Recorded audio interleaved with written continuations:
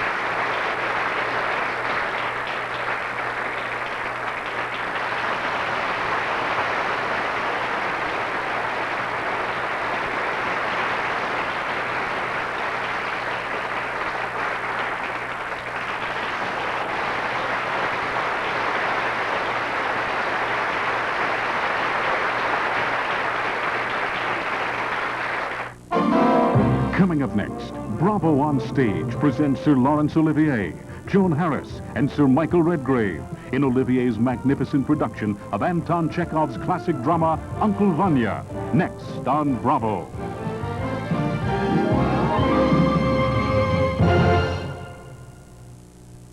What becomes a legend most? Hats off, here they come, those beautiful girls. An unforgettable musical returns to the stage for a once-in-a-lifetime all-star extravaganza. Top billing Monday, Tuesday, you're touring in stock.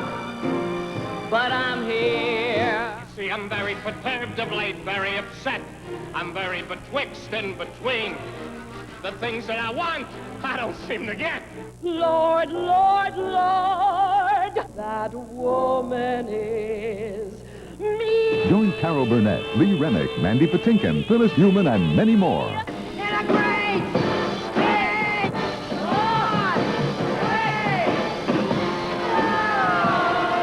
Stephen Sondheim's Follies in Concert, Monday on Bravo. Just treat me right, baby. She was caught between two opposites, filled with a kind of joy for living, and on the other hand, tortured and disturbed. I didn't realize that the titles that you were picking at the time was really the story of her life. She had been charged with violation of Section 174 of the United States Narcotics Act. Quote, that she did receive, conceal, and facilitate the transportation and concealment of drugs. I could see how disturbed she was and how she sounded. The phone rang sometime early that next morning, and it was Earl, and he said, "Lady's gone." It'll never be the same again. Billie Holiday, the lady, the legend. Friday on Bravo. Sometimes when you think it's on, baby, it has turned off and gone. It looks like Bravo's been dealt an ace. That's the coveted award for cable television excellence. It's more exciting than anything has ever been. It is exciting and promising, because Bravo's on a roll with an auspicious 7-Eleven. 7 extraordinary specials, plus our acclaimed profile series, The South Bank Show, nominated for 11 ACE Awards. Bravo and good luck to our performers. Behind-the-scenes professionals and programs.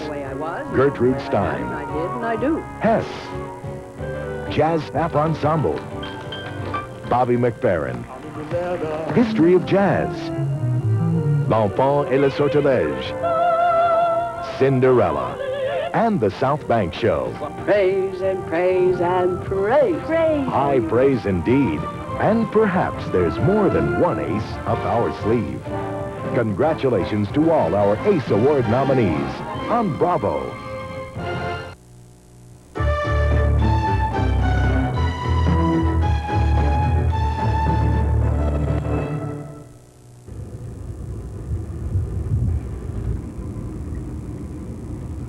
DFY Mobile, Central 6. This is the Harlem Valley Secure Facility, a New York State prison for young men between the ages of 13 and 21 who have been convicted of violent crimes such as murder, rape, and armed robbery. There are many prisons for young people throughout the state of New York, but Harlem Valley is different for at least 2 reasons.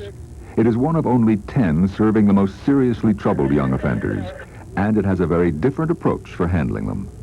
It's based on an attempt to develop a different kind of prison psychology.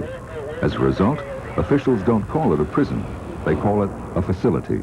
They call the inmates residents and the guards child care workers. And sometimes the sound of music and song can be heard over the prison walls. That is part of a program pioneered here, using the techniques of the theater with support from professionals as a way to teach the young men how to come to grips with the problems that put them there. It's called Theater Rehabilitation for Youth. TRY for short.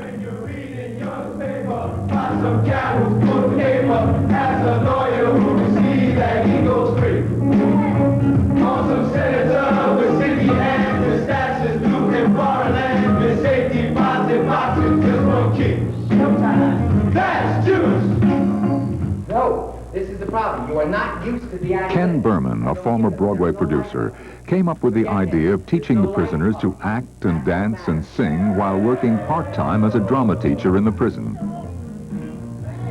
I thought that this could work because I know that in every teenager, in addition to the feelings of shyness and the need to pull in, there was also an enormous need to go out. And these kids are not given the opportunity that most of us afford our children to express themselves in positive ways.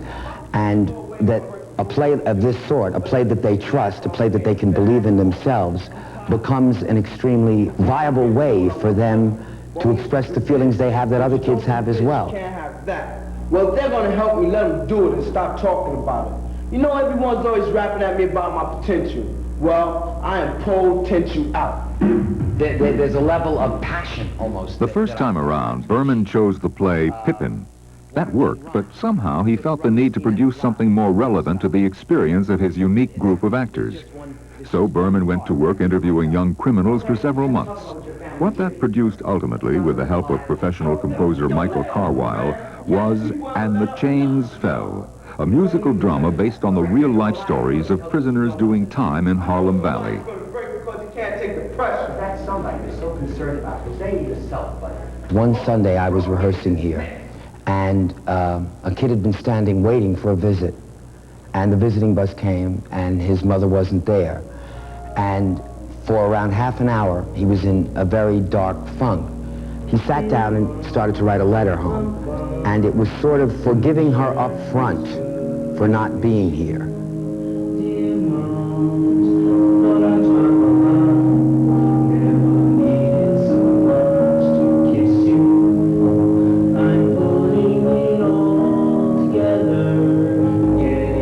This young actor was not part of the original cast, many of whom have been paroled or moved on to other facilities. But the story so closely mirrors the lives of many of these young offenders that it is not difficult for a new cast to step in and relate immediately to what is going on.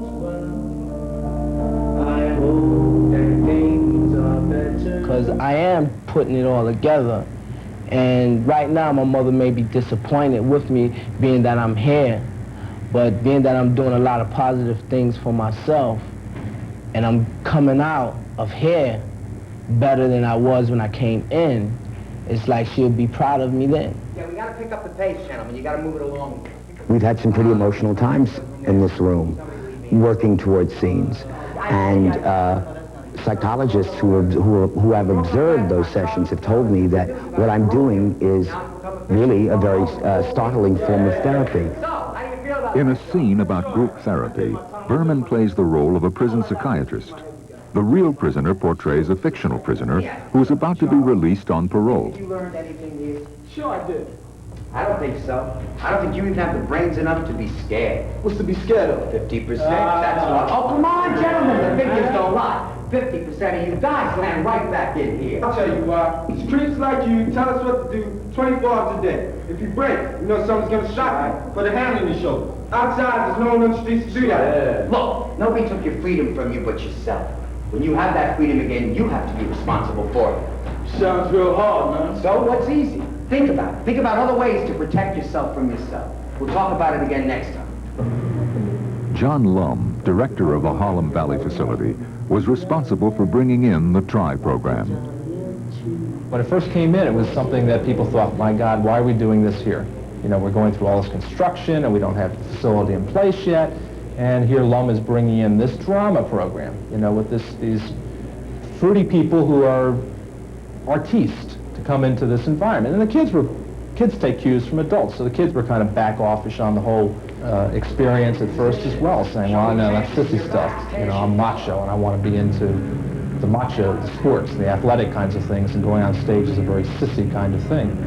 And gradually, and as this organization has evolved, and evolving with the TRY program as part of it, is now the most popular program within the institution. One indication of just how popular the program is that Berman is never at a loss for a cast. The actors are all volunteers who do so for different reasons. What the data program does for me is help me face with my problems, help me to deal with people, and more or less relaxes me.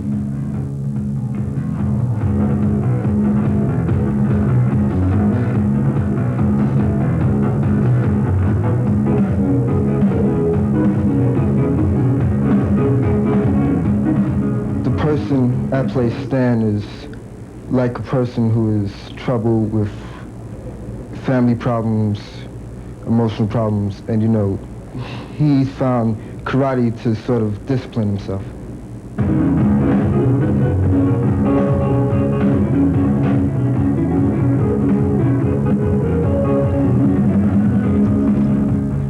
In this scene, another performer receives a visitor, his younger brother, played by a professional actor. The younger brother boasts about his own fledgling career in crime. Grabbed a few bags last week. Me and Churchill broke into this bad set of wheels and got a great tape deck. But only got $5 for it off the gimp. That's a real shame, man. Ain't it? But that's okay, because we made up for it by hitting that old man Hawkins cash register. You should have seen him, Biddy, standing there shaking. He didn't try to stop us or nothing. I wish he had. What do you mean, man? I wish somebody had. I wish somebody would try and stop me. Do you know where you're heading for, stupid? Right for this place, or someplace just like it. You're bad, all right? You're a badass fool. It relates to my own life a lot, which is really surprising because the scene was written for a different character. But it relates to me a lot because I go through the same thing every day with my brother. You know, I tell him, I says, look, you have to stay out of trouble, you can't do this, you gotta pick your friends right. You have to do certain things. And he says, yeah, I won't get in trouble, I won't do this, you know. Just like, you know, in the scene. You know, you sound like one of the pigs in the neighborhood. Shut up about pigs, Anthony. You know nothing about pigs, and you don't want to know. I know they're getting to you. I know they're turning your head around. Nobody's turning my head around with me. You know what I see? I see me 5 years ago, and it's killing me. John, are you ready? Yeah. Okay. A lot of these kids have enormous guilt feelings, and that's very healthy. Because if they can get rid of that, now, then maybe they can go on with the rest of their lives. Sometimes, late at night, I start thinking about the crime I committed. And I'll tell you the truth, man. I go over every minute that happened. It's like a movie in my mind. Every detail.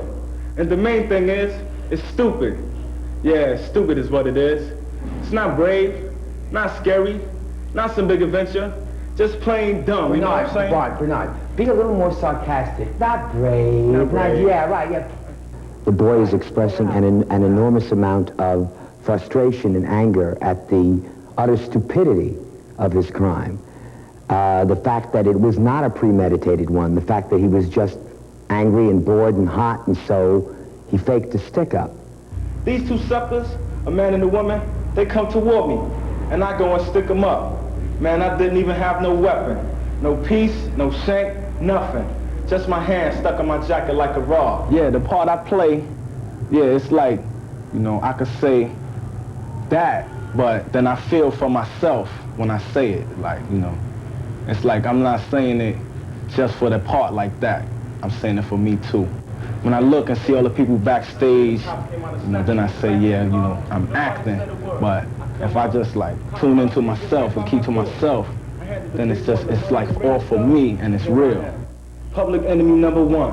The words have extra special meaning to this young actor, known as Steve, one of the original cast members who did his time and is now free on the outside. But Steve still comes back voluntarily to play his old role. Everything goes right, I'll be out of here soon. I gotta tell you, I've been in and out of lockup since I was 8.5 years old.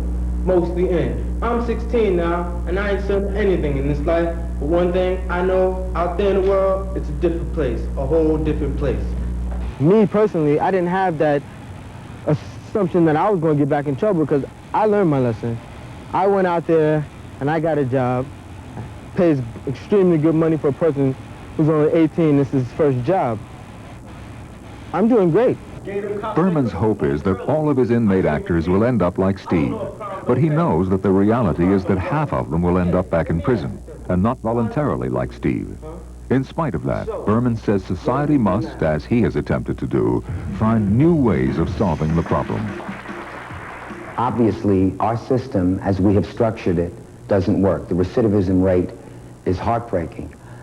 There must be new avenues. There must be new ways to reach these people. Or you can line them up against the wall and shoot them. You can do that. Now, there are many people who want to. And that maybe is another solution. If you're not going to shoot them, you better deal with them because they're going to be back in your neighborhood very soon.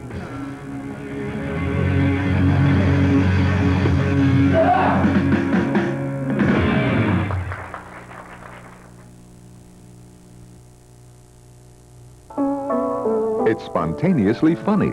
Vincent Canby, New York Times. Delightful and illuminating. A provocatively down-to-earth movie about sex. David Anson, Newsweek. An exceptionally wise, witty, devastating round in the war of the sexes. Bruce Williamson, Playboy. Delicious decadence. Andrew Saris, Village Voice. The Decline of the American Empire. A Bravo exclusive, premiering Sunday, January 10th, 8 Eastern on Bravo. Bravo's Unmarried Man's 90-Day Primer for love, happiness, and cross-cultural courting. First, play the field. Be choosy. Are you from Korea? Nope, thank you for the flower. Don't be discouraged by self-assured, hard-to-get types. I don't want to talk to you. I don't want any part of your problem. Strive for compatibility. To dinner? I don't drink. Always exhibit good manners, charm, and above all, honesty. Are you married? I really don't know right now. Convince her you're a Latin lover. How do you know I'm Italian? And never tell Mom anything. We're getting married. You and my son are getting married. Finally, when things get serious, diamonds are forever, so give a gift that lasts. There's a lot more to learn in 90 Days, so pay attention. 90 Days, premiering Sunday, January 17th, 8 Eastern on Bravo.